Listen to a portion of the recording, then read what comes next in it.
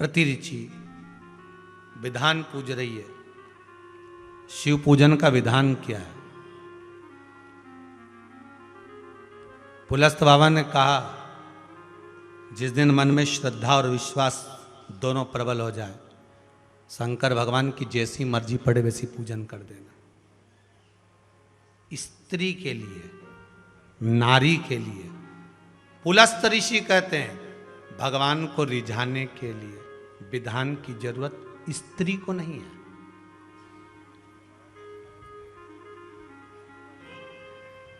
नारी को विधान नहीं। आप तो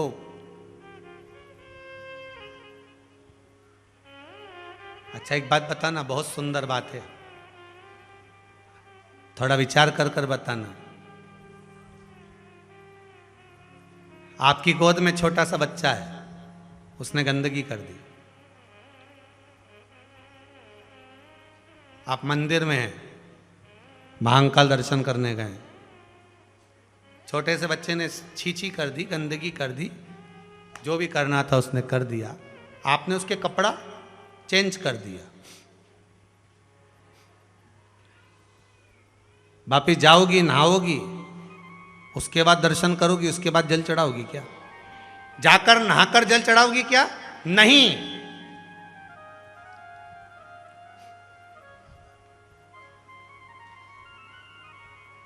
क्यों?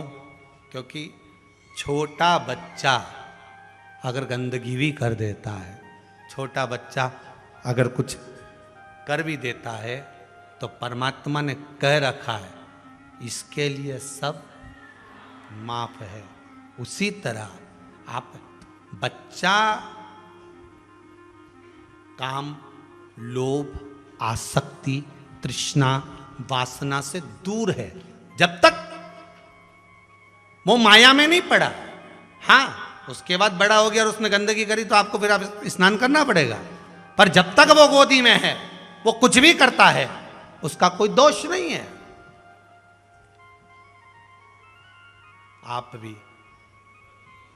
जितनी माताएं हैं, परमात्मा ने इनको कह रखा है, केवल रजस्वला धर्म के वो 7 दिन आपको शिव का स्पर्श नहीं है।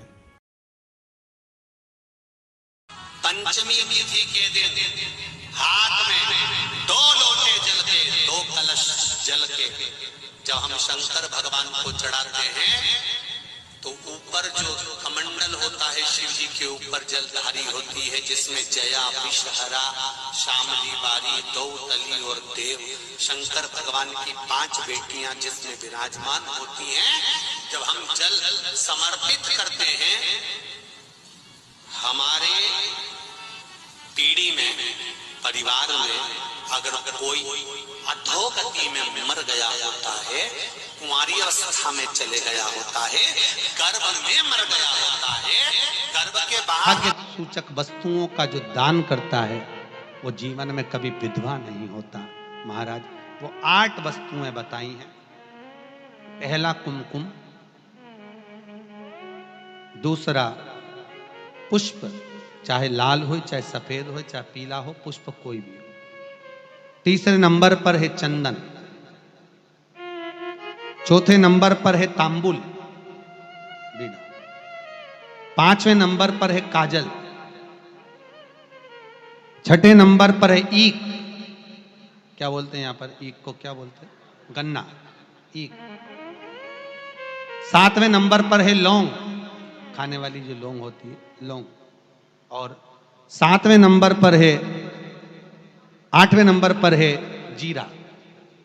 जीरा ये भी सौभाग्य सूचक है। कहते हैं चैत्र महीने की तृतीया तिथि को बिना नमक का भोजन कर कर, सुबह बिना नमक का भोजन करें, एक समय फलाहार करें बिना नमक का, और तुला दान के बराबर एक पलड़े में अपन बैठकर 8 वस्तुएं तुला की रख कर जो दान दे देता है, वो नारी कभी विधवा होकर नहीं जाती, 7 जन्म तक अखंड सौभाग्यवती रहती।